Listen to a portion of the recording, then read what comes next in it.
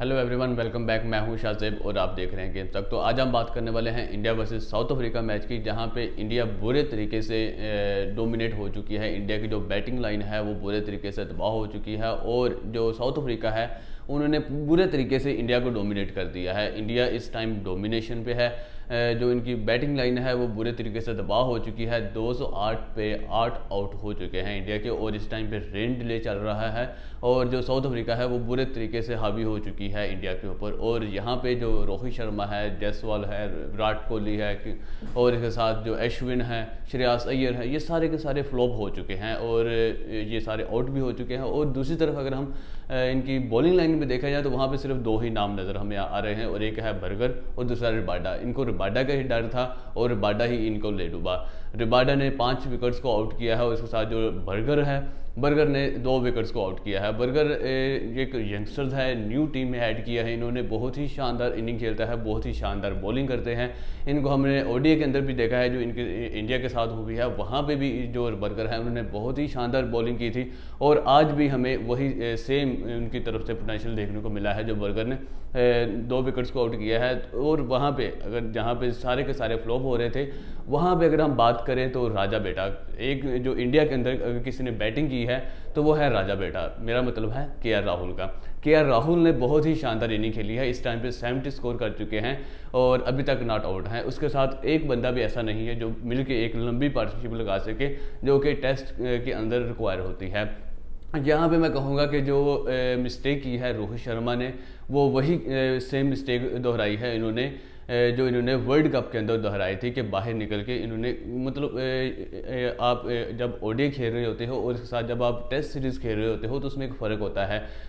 जो रोहित शर्मा है, no doubt उन्होंने वर्ल्ड कप के अंदर बहुत शानदार इनिंग्स खेली हैं। उन्होंने जो जब ओपन करते थे और बहुत ही ज़्यादा तेज़ स्ट्राइक रेट के साथ खेलते थे, लेकिन आपको टेस्ट सीरीज़ के अंदर इतना तेज़ खेलने की ज़रूरत नहीं होती। आपको ये पता होना चाहिए कि आप टीम को लीड कर रहे हो। जब आप ही वो अपनी जो अपने ऊपर जिम्मेदारी नहीं लोगे तो आप कैसे एक्सपेक्ट करते हो या आप किस तरह से कह सकते हो कि मैं आउट होकर चला जाता हूँ और मेरे पीछे जो बैठे हुए हैं वो आके ज़्यादा अच्छा करें।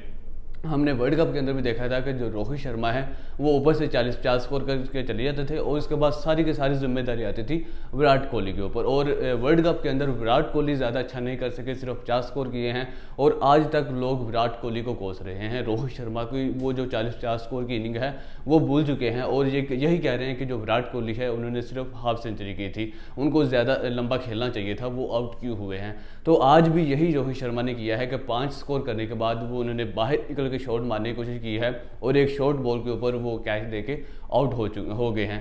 तो अगेन दोबारा प्रेशर आया विराट कोहली के ऊपर और विराट कोहली भी ज़्यादा अच्छा नहीं कर सके। और इसके साथ इनको भी ये भी पता होना चाहिए था कि इनके साथ यंगस्टर्स खेल रहा है। जायसवाल उनका पहला मैच था टेस्ट सीरीज़ का, तो उनके साथ हो गए तो वो भी ज़्यादा स्कोर नहीं कर सके और वो भी 17 स्कोर बनाने के बाद आउट हो गए। तो इस तरह से जो 1 बाय 1 मतलब 4 से 5 घंटे के अंदर ही जो इंडिया की पूरी बैटिंग लाइन आउट हो गया है। 50 ओवर्स के अंदर इन्होंने 208 स्कोर किए हैं। तो यहाँ पे हम जो अगर बात करें केएल राहुल की परफॉर्मेंस आउटस्टैंडिंग नज़र आ रही है। पीछे ओडीआई सीरीज़ भी हुई है और उन्होंने वो ओडीआई सीरीज़ भी जितवाई है अपनी टीम को और एक बहुत अरसे के बाद इंडिया ने साउथ अफ्रीका से ओडीआई सीरीज़ जीती है और केएल राहुल ने ही जितवाई है। और केएल राहुल विराट कोहली के बाद दूसरे कैप्टन बन चुके हैं जिन्होंने साउथ अफ्रीका से ओडीआई सीरीज़ जीती है। तो वहाँ पे भी जो केएल राहुल को बहुत ज़्यादा अप्रिशिएट किया गया है कि उन्होंने बहुत अच्छी कैप्टनसी की है और बहुत अच्छे तरीके से वो अपना कैप्टनसी वाला रोल अदा किया है। और लेकिन रोहित शर्मा ने वो रोल अच्छे तरीके से नहीं निभाया और वर्ल्ड कप के अंदर भी और इस दफ़ा जो साउथ अफ्रीका के साथ, क्योंकि जो इंडिया है वो साउथ अफ्रीका से कभी भी उनके होम ग्राउंड के अंदर जो टेस्ट सीरीज़ है वो नहीं जीती और वही आज हुआ है कि जो साउथ अफ्रीका है वो दोबारा से इंडिया के ऊपर हावी हो चुकी है।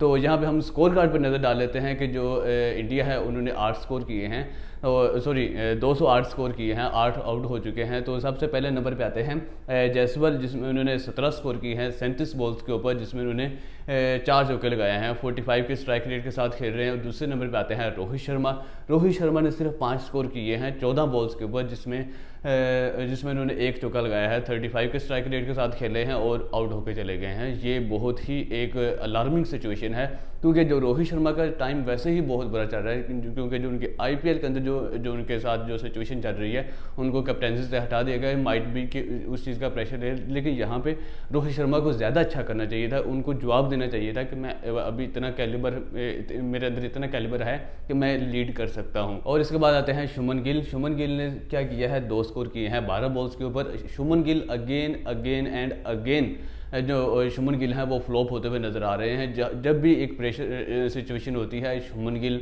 आउट होकर चले जाते हैं, परफॉर्म नहीं करते। शुभमन गिल की परफॉर्मेंस हमें नज़र आती है कहाँ पे, सिर्फ अहमदाबाद के अंदर, और कहीं भी शुभमन गिल की परफॉर्मेंस नज़र नहीं आती। आप उनका रिकॉर्ड उठा कर देख लो, अगर अहमदाबाद के अंदर हो तो आप जो शुभमन गिल से एक्सपेक्ट कर सकते हो, अदरवाइज़ आप शुभमन गिल से एक्सपेक्ट नहीं कर सकते। जो शुभमन गिल हैं वो अच्छा नहीं करते, और आज शुभमन गिल को ये साबित करना चाहिए था, और उनकी टीम उनसे ये रिक्वायर भी कर रही थी। ये एक सिचुएशन ऐसी थी कि शुभमन गिल को यहाँ पे परफॉर्म करना चाहिए था, लेकिन शुभमन गिल ने आज अगेन फ्लॉप किया है, मायूस किया है अपनी टीम को, और अपने जो फैंस हैं, अपने जो शुभमन गिल को भी बहुत ज़्यादा हवाओं में उड़ा दिया गया है कि शुभमन गिल भाई हमारा प्रिंस है। लेकिन प्रिंस ऐसे नहीं बना जाता। जब प्रेशर सिचुएशन होती है, जिस तरह से विराट कोहली करते हैं, उस तरह से परफॉर्म करना पड़ता है। तो जो शुभमन गिल हैं उन्होंने 2 स्कोर किए हैं 12 बॉल्स के ऊपर, और वो आउट होकर चले गए हैं। 16 के स्ट्राइक रेट के साथ खेले हैं। और उसके बाद आते हैं विराट कोहली।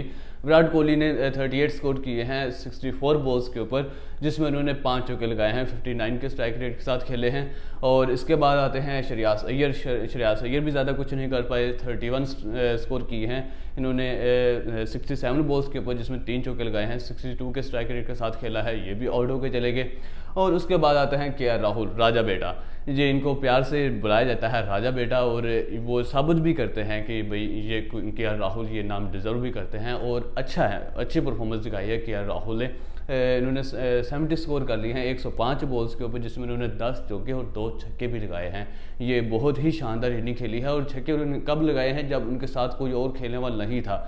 और उस टाइम पे जो वो सिर्फ खुद ही खेल रहे थे, और जो स्ट्राइक है वो अपने पास रखा हुआ है इन्होंने। और इतनी क्रूशियल सिचुएशन के ऊपर उन्होंने 70 स्कोर लगाए हैं, और 66 के स्ट्राइक रेट के साथ खेला है KL राहुल ने। यही अगर आप यहाँ पे देखो कि 70 रन इनके टोटल में से निकाल दो, पीछे 130 रन रह जाते हैं, जो इनकी पूरी टीम ने मिलकर बनाए हैं, और 70 रन KL राहुल ने अकेले ने बनाए हैं। और इसके बाद यहाँ पे तो ख़त्म ही हो जाता है। उसके बाद आते हैं अश्विन। अश्विन ने 8 स्कोर किए हैं। रविंद्र जडेजा को हटा के बिठा के पीछे बेंच पे अश्विन को ऐड किया गया, लेकिन अश्विन ने अगेन मायूस किया है, और इन्होंने सिर्फ 8 स्कोर किए हैं। और उसके बाद आते हैं शार्दुल ठाकुर। शार्दुल ठाकुर ने 24 स्कोर किए हैं 33 बॉल्स के ऊपर, और वो भी आउट होकर चले गए हैं। और उसके बाद आगे कहने क्या है, बुमराह और मोहम्मद सिराज हैं। बुमराह ने 1 स्कोर किया है, और सिराज 0 स्कोर में। और अभी यहाँ पे रेन डिले चल रहा है, 1 विकेट इनकी बाकी है। और इसके बाद जो साउथ अफ्रीका है वो उनकी बारी आ जाएगी। और यहाँ पे हम देखते हैं, अगर जो साउथ अफ्रीका की बॉलिंग लाइन है वो हमें नज़र आ रही है कि वो अपनी होम कंडीशंस के अंदर वो किस तरीके से परफॉर्म करते हैं। यहाँ पे जब वो इंडिया के अंदर आए हुए थे तो उनकी बॉलिंग लाइन इतनी इफेक्टिव नज़र नहीं आ रही थी। हमें ये ऐसा लग रहा था कि ये मतलब इतनी एक्स्ट्रा ऑर्डिनरी बॉलिंग नहीं करते जो साउथ अफ्रीका की बॉलिंग है, लेकिन वो अपने होम ग्राउंड के अंदर, अपनी होम कंडीशंस के अंदर बहुत ही आला तरीके से उनकी जो बॉलिंग है वो बहुत शानदार परफॉर्म करती है। तो यहाँ पे अगर हम देखो तो सिर्फ 2 नाम नज़र आ रहे हैं, और एक सबसे बड़ा नाम है रबाडा का। इनको रबाडा का ही डर था, और रबाडा ही इनको पड़ गया।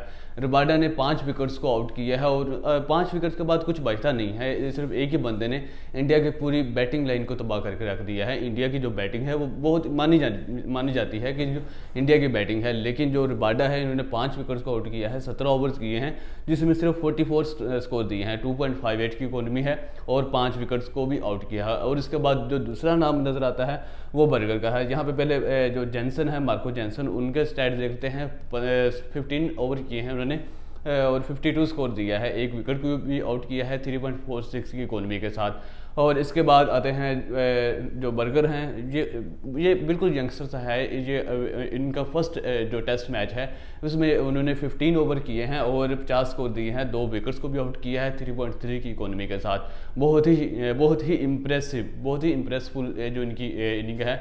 और इसके बाद आते हैं क्विटजी, इन्होंने 12 ओवर किए हैं, 53 स्कोर दिए हैं। ये थोड़े से एक्सपेंसिव रहे हैं और इन्होंने आउट भी कोई नहीं किया। और 4.4 की इकोनॉमी है क्विट्जी की। तो ये है अभी जो डे 1 की जो रिपोर्ट है इंडिया वर्सेस साउथ अफ्रीका। तो यहाँ पे जो इंडिया है वो बुरे तरीके से डोमिनेट हो चुकी है, इनकी जो बैटिंग लाइन है वो बुरे तरीके से तबाह हो चुकी है। अब देखना ये पड़ेगा कि जो इंडिया है वो साउथ अफ्रीका को कब तक रोक सकती है। ये एक छोटा टारगेट है, इससे बड़ा टारगेट ओडीआई के अंदर सेट हो जाता है, जो मैक्सिमम 220-30 हो जाएगा। इससे ज़्यादा मुझे नहीं लगता कि हो सकता है, और ये साउथ अफ्रीका के लिए कोई मुश्किल नहीं होने वाला। तो अभी हम देखते हैं कि जो साउथ अफ्रीका है वो कितने टाइम में इसको जो डे 2 के अंदर इसको कंप्लीट कर पाएगी, या डे 3 में भी ये मैच आएगा। डेफिनेटली ये साउथ अफ्रीका ये एक छोटा सा टारगेट है, कर जाएगी। तो अभी के लिए इतना ही। हम मिलते हैं नेक्स्ट वीडियो के अंदर। अभी तक आपने चैनल को सब्सक्राइब नहीं किया हो तो वो कर लें और बेल आइकन पर प्रेस कर लें।